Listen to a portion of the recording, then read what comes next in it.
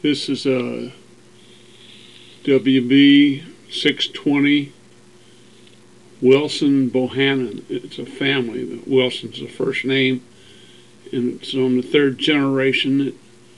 Wilson Bohannan is the oldest family-owned padlock company still producing padlocks in the United States. And their current family member is William Bohannan Tway.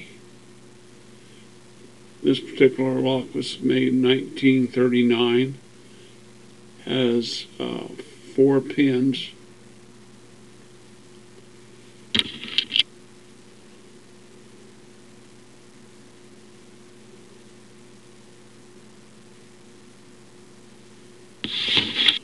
I'm going to use the W rake.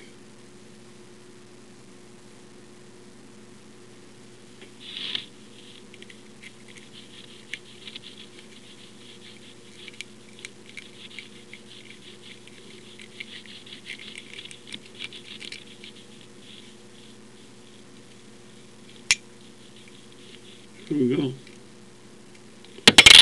Great history on the lock.